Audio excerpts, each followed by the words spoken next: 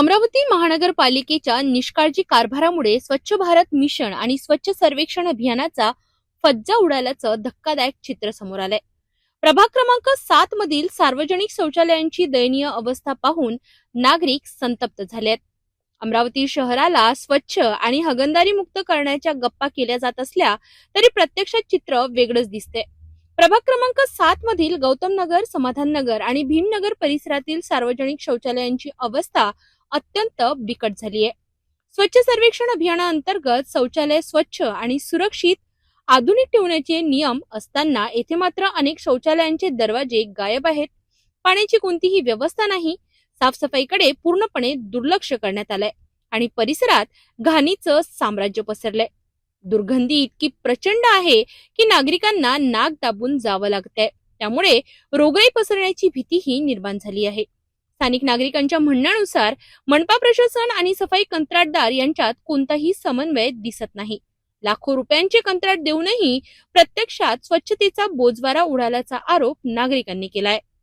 कागदावर स्वच्छता आणि प्रत्यक्षात घाण अशी संतप्त प्रतिक्रिया नागरिक व्यक्त करीत आहेत। अशोकनगरात काय संडासचं काय हाल दिसचे? तिचे हाल म्हणजे शिफर येत नाही हां काही वर्षापासून। बरं किती? आणि त्याच्यात माणसाचे बंदच आहेत। बरं टाकले किस आहे। हां कोणाचं मुलबाळ कधी आलं तिथून पाण्याने मागत येतीसले आईचे हां पडलं तर गेलं। बरं बरं इथं मग कंप्लेंट केल्यात कोणी शिपर गिपर येत नाही का साफ करायला?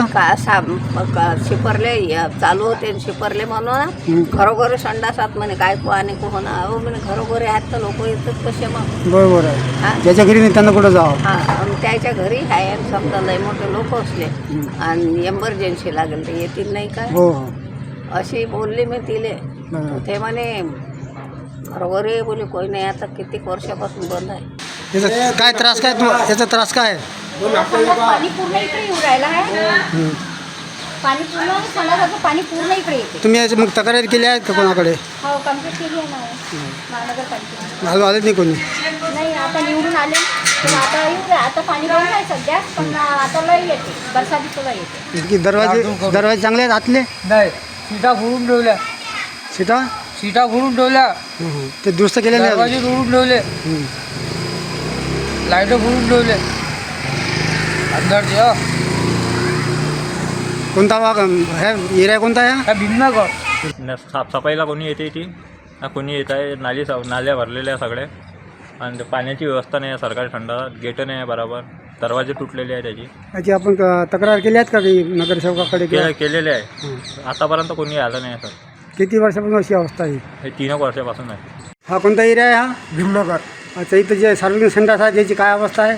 तिथं पूर्ण दरवाजे फराजी बसवते आहे। चंबर झाकणं आहे ते हे करणं आहे। बरं इथं पाण्याची व्यवस्था काय आहे? काहीच नाही आहे। इथं साफसफाई करायला कोणी येत असते का? नाही हप्त्यातून म्हणजे 2 हप्त्यातून एकदा येतो। काय त्रास काय मग तुम्हाला याचा? अरे इथून गंदगी हे पूर्ण हे निघून जाते ना, पाय आमचेच भरते ना। या सर्व परिस्थितीचा सर्वाधिक फटका महिलांना आणि ज्येष्ठ नागरिकांना बसत आहे।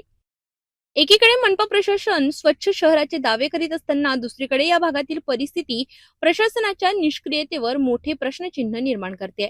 नागरिकांना तात्काळ साफसफाई, पाणी पुरवठा आणि दुरुस्तीच्या मागणी करत दोषी कंत्राटदारांवर कारवाई करण्याचीही मागणी केली आहे।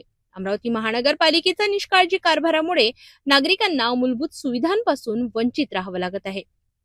सर्वात महत्त्वाचं म्हणजे हा प्रभाग क्रमांक 7 खुद्द महापौरांचा प्रभाग आहे आणि महापौरांच्याच प्रभागाची अशी दयनीय अवस्था असल्याने शहराच्या स्वच्छतेचे काय हाल असतील याबद्दल बोलायला नको।